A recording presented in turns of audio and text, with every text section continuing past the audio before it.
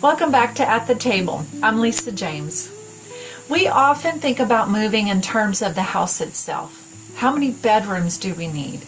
Do we want a larger kitchen, a smaller yard, or more land? Do we need a home office, a workshop, or space for family to visit? Those questions matter, but sometimes they're not the best place to begin. Because a beautiful house won't necessarily give you the life you're hoping for. So before you decide what kind of house you want, I think there's another question worth asking. What does your ideal day actually look like?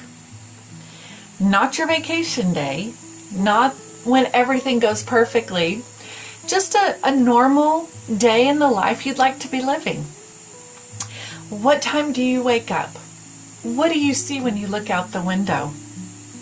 Do you want to hear traffic and activity or birds? Or maybe absolutely nothing? Do you want to walk to a coffee shop, or would you rather sit outside with your coffee and have room around you? How much time are you willing to spend driving? Do you want neighbors close enough to wave from your porch, or far enough away that they can't see your porch at all? Maybe your ideal day includes working from home with a view that feels peaceful.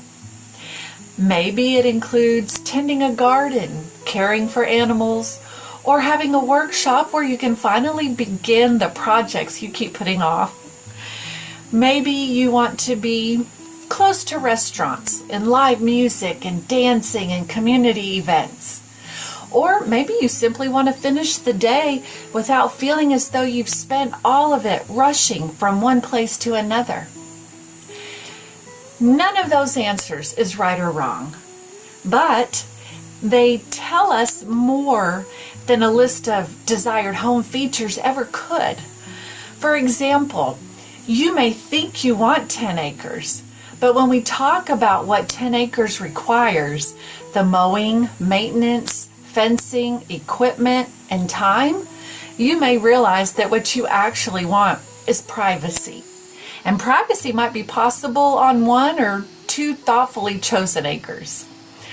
Or you may think you want to move far away from the city, but if your ideal week includes frequent dinners with friends, regular medical appointments, or helping with the grandchildren, you may be happier in a smaller community that still gives you reasonable access to Austin. This is why I keep coming back to the idea that most people aren't simply searching for a house. They're searching for a feeling and a different way of living. The house should support that life. It shouldn't become another responsibility that keeps you from enjoying it.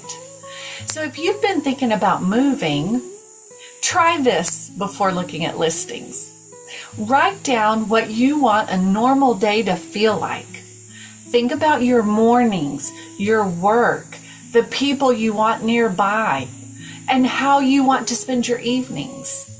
Then ask yourself, what parts of my current life do I want to keep? What do I want less of? And what would I like to make room for? You don't need to have all the answers, but once you begin with the life instead of the house, the decisions usually become a little clearer. And that leads us to another important point. Even if you want a quieter space or a smaller community, choosing a town isn't as simple as finding the right price on a map. Because not every small town offers the same kind of life. And that's what we're going to talk about next, here at the table.